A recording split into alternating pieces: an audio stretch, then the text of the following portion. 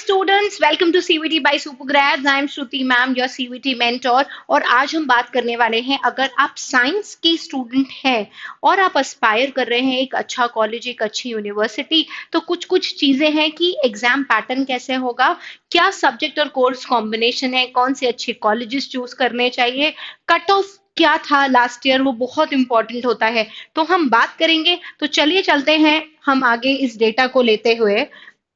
हम क्या क्या कवर करने वाले हैं? Exam pattern, syllabus, course combination, college preferences, cut off and competition की कंपटीशन कितना हाई था। अगर मैं बात करूं सीयूईटी की, कॉमन यूनिवर्सिटी एंट्रेंस टेस्ट, तो ये अभी 2 साल से ही चालू हुआ है। 2022 और 2023 में ही एग्जाम हुआ है। अब ये तीसरी बार ये एग्जाम होने वाला है। अगर हम कुछ डेटा की बात देखें तो नेशनल टेस्टिंग एजेंसी ये एग्जाम कराता है, ऑनलाइन मोड में कराता है। 2023 में देखा गया कि टोटल ऑफ 250 प्लस यूनिवर्सिटीज इसका पार्ट थी, और वो यूनिवर्सिटीज में सेंट्रल, स्टेट, डीम्ड और प्राइवेट सारे तरीके की यूनिवर्सिटीज थी, जिसमें 45 प्लस हमारी सेंट्रल यूनिवर्सिटीज थी। अब एग्जाम डिटेल की बात करें, कैसे होता है ये एग्जाम। मोड ऑफ एग्जाम मतलब ये एग्जाम अभी 2 साल से कंप्यूटर बेस्ड टेस्ट मोड मतलब ऑनलाइन मोड में होता है।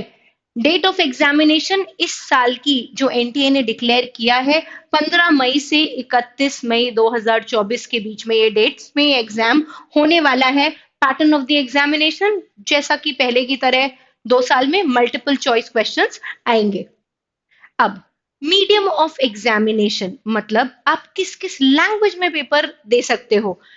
हिंदी में, इंग्लिश में, किस किस लैंग्वेज में, तो ऐसे ही 13 मीडियम्स है। English, Hindi, Assamese, Bengali, Gujarati, Kannada, Malayalam, Marathi, Oriya, Punjabi, Tamil, Telugu and Urdu. और एक अच्छी बात यह है कि जो आप सेक्शन 1 देते हो ना लैंग्वेज का पेपर, उसमें जो सेक्शन 1A और 1B होता है, तो 1A में ये जो मीडियम ऑफ एग्जामिनेशन है यही लैंग्वेजेस भी है। मतलब आप मोस्टली लोग जैसे इंग्लिश चूज करते हैं, आप अगर एसएमईज हो और आपको एसएमईज लैंग्वेज अच्छे से आती है तो आप एसएमईज में भी पेपर दे सकते हो और एसएमईज का पेपर भी दे सकते हो। जैसे अगर आपको इंग्लिश मीडियम चूज करना है तो आप इंग्लिश लैंग्वेज में पेपर दे सकते हो और सेक्शन 1 में इंग्लिश लैंग्वेज भी चूज कर सकते हो। तो ये दोनों चीजें कॉमन है। स्कीम ऑफ द एग्जामिनेशन जैसे मैं बात कर रही हूँ, 3 सेक्शंस में होता है। सेक्शन 1A में 13 लैंग्वेजेस हैं जो हमने अभी पिछली साइड में देखी। मीडियम ऑफ द पेपर भी वही हो सकता है और लैंग्वेज भी यही हो सकती है। सेक्शन 1B में 20 लैंग्वेजेस हैं जो कि मोस्टली फॉरेन लैंग्वेजेस हैं। अगर मैं बात करूं कोरियन, जर्मन, फ्रेंच, ये सारी लैंग्वेजेस भी हैं। सेक्शन 2 हमारा डोमेन सेक्शन होता है। 27 डोमेन सब्जेक्ट हैं इसमें। ये डोमेन सब्जेक्ट्स वही होते हैं जो हम सीबीएसई बोर्ड या आईसीएसई बोर्ड, जो हम क्लास 12th में किसी रिकॉग्नाइज्ड बोर्ड में पढ़ते हैं। जैसे साइंस का student physics, chemistry, maths, accountancy का स्टूडेंट, कॉमर्स का स्टूडेंट अकाउंट्स, बीएसटी, इको, इस तरीके के डोमेन, ऐसे 27 डोमेन यहाँ पर है। और सेक्शन 3 यानी जनरल टेस्ट। अब इस जनरल टेस्ट में क्या आता है? Quantitative aptitude, percentage, profit and loss, time and work, time, speed, distance, ये सब आता है। Logical reasoning, questions on clocks, calendars, blood relations, directions, ये सारे क्वेश्चंस आते हैं। और जनरल नॉलेज या current affairs, it can be static GK also और करंट जीके ऑल्सो। तो ये हो गया हमारा scheme of the examination. Section 1 में 40 क्वेश्चन अटेम्प्ट करने पड़ते हैं आउट ऑफ 50। सेक्शन 2 में भी 40 question out of 50। General test में 50 क्वेश्चन अटेम्प्ट करने पड़ते हैं आउट ऑफ 60। अगर मैं नेक्स्ट स्लाइड पे चलूं, अब इन सारे सेक्शंस में से आप मैक्सिमम 10 सब्जेक्ट चूज कर सकते हो। ये नहीं कि एक एक चूज करना है, मैक्सिमम 10 में आप एग्जाम दे सकते हो। एंड एग्जामिनेशन पिछली बार 3 शिफ्ट्स में हुआ था। अब बात आती है कि भाई एग्जाम है, ऐसा है, बट क्या पढ़ें, उसका सिलेबस क्या होगा। तो सीयूईटी की वेबसाइट है cuit.samarth.ac.in, उस पर आप लॉग इन करिए। देखिए एज इट इज ये विंडो खुलकर आती है। इसमें जो सिलेबस वाला सेक्शन है इस पे क्लिक करो। सर्च बार में या तो अपना जैसे अकाउंटेंसी अगर आपका सब्जेक्ट है तो डाल दो, फिजिक्स है तो वो डाल दो, अदरवाइज स्क्रॉल कर लो, आपको सारा सिलेबस मिल जाएगा। जैसे ये देखो अकाउंटेंसी लिखा हुआ है, व्यू एंड डाउनलोड पीडीएफ। आप यहाँ से अपना सिलेबस चेक कर सकते हो कि आपको क्या पढ़ाई करनी है, सो दैट आप एग्जाम में सक्सेसफुल हो जाओ। पेपर की मार्किंग स्कीम क्या है? +5 for a correct answer and -1 for a wrong answer. सही आंसर करोगे तो 5 नंबर मिलेंगे, और अगर गलत कर दिया तो कितने मार्क्स डिडक्ट हो जाएंगे? 1 मार्क्स डिडक्ट हो जाएगा। अगर क्वेश्चन छोड़ दिया तो फिर कुछ भी मार्क्स नहीं मिलेंगे। अब एक इंपॉर्टेंट डेटा पर आते हैं, 100 परसेंटाइलर्स, मतलब जो हाईएस्ट स्कोर माना जाता है ना, वो मतलब 100 परसेंटाइल माना जाता है। तो अगर मैं देखूं, ये लास्ट ईयर का डेटा है, सब्जेक्ट कोड 304, जो कि बायोलॉजी, बायोलॉजिकल स्टडीज, इसका जो सब्जेक्ट कोड था, इसको देने वाले 2,94,206 लोग थे, जिसमें 4850 4850 100 परसेंटाइलर्स थे, और 95% प्लस लोग 18,405। अगर मैं डेटा की बात करूं तो ये अराउंड 3 लाख हो गया। तो मतलब अराउंड 1.5% लोग ही, क्योंकि 3,000 1% होता है, अराउंड 4,500 लोग, मतलब 1.5% होता है, मतलब 1.5% लोगों के ही 100 परसेंटाइल आ गए। ये मैं क्यों बता रही हूँ आपको, कंपटीशन देखो आप कितना टफ है। इस नंबर से शायद उतना समझ में नहीं आएगा, बट अगर मैं परसेंटेज में बात करूं कि 100% लोगों में से केवल 1.5% के 100 परसेंटाइल आ जाए, और बेटा जितना ज्यादा परसेंटाइल आएगा तभी टॉप कॉलेज मिलेगा।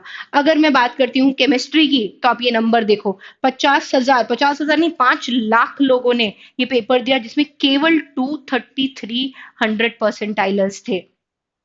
आप देख रहे हो ये नंबर कितना कम है, ये तो 1% से भी नीचे आ जाता है। अगर आप मैथ्स की बात करो, 251 केवल 100 परसेंटाइलर्स थे out of 3,79,000 people who gave the exam. ये इसलिए आपको डेटा बता रही हूँ, ये रियलाइज करवाने के लिए कि कंपटीशन कितना टफ है, मतलब पढ़ाई करनी हमको चालू कर देनी चाहिए। फिजिक्स की बात करूं तो 83 केवल 100 परसेंटाइलर्स, जबकि 4,82,239 लोगों ने ये एग्जाम दिया था। तो ये हमारा कंपटीशन 100 परसेंटाइलर्स का डेटा है फॉर साइंस पीपल, पीसीबी या पीसीएम, आप जिस भी डोमेन के हैं।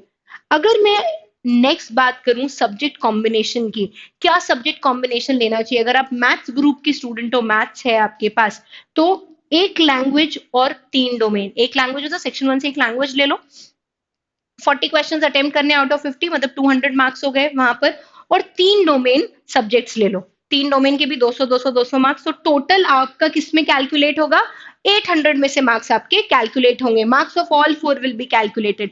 अगर आप फिजिक्स, केमिस्ट्री और बायो ग्रुप से ऑप्ट कर रहे हो, तो आपको 3 डोमेन्स देने हैं, और जो लैंग्वेज आपको देनी है, सेक्शन 1 लैंग्वेज देना जरूरी है, बट उसके मार्क्स कैलकुलेट नहीं होते। उसके लिए क्या क्राइटेरिया है, marks of language won't be calculated but require 30% to qualify. केवल उस पर 30% आपको मार्क्स चाहिए क्वालिफाई होने के लिए, उसमें ज्यादा मार्क्स लाने का मतलब उसके मार्क्स कैलकुलेट नहीं होते, केवल क्वालिफिकेशन स्कोर चाहिए मिनिमम 30%। तो ये बात आपको फिजिक्स, केमिस्ट्री, बायो ग्रुप वालों को याद करने की बहुत जरूरी आवश्यकता है।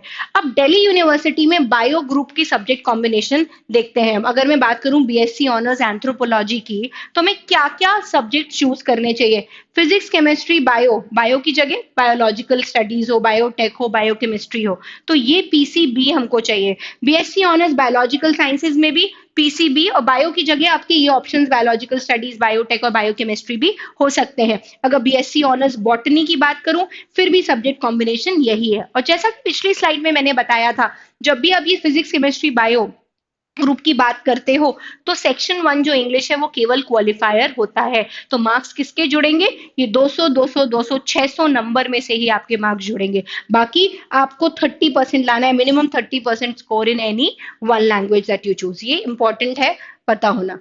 ओके, अगला अगर मैं बात करूं बायो ग्रुप के और सब्जेक्ट की, बीएससी ऑनर्स अगर जुअलॉजी है तो फिजिक्स, केमिस्ट्री, बायो, फिर वही है।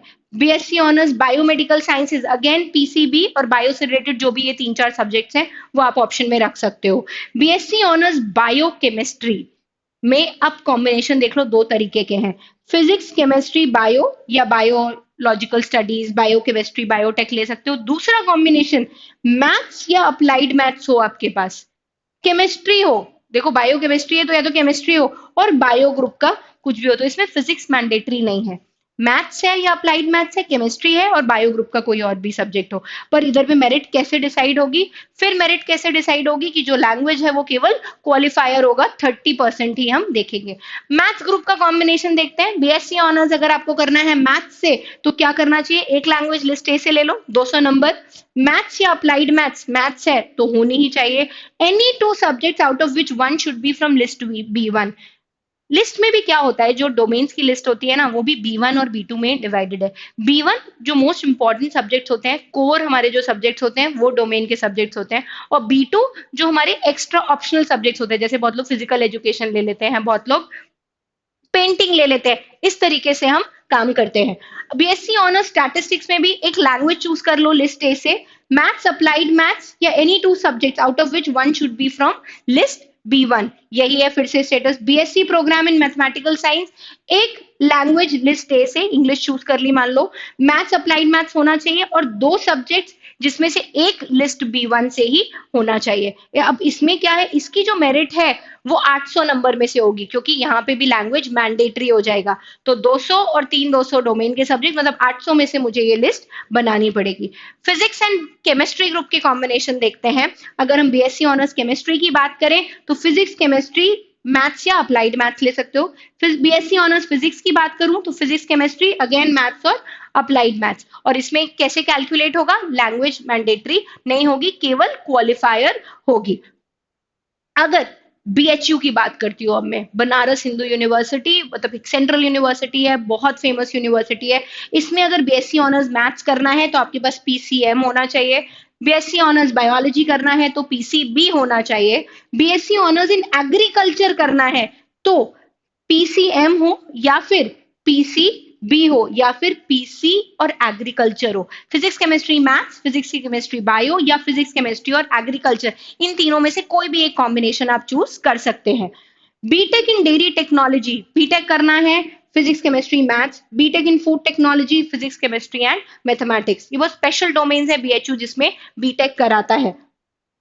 अगर मैं बात करूं साइंस डोमेन के कट ऑफ से, BSc mathematics honours Delhi university का कट ऑफ देखो 730 प्लस किया था। यहाँ I am talking about top colleges.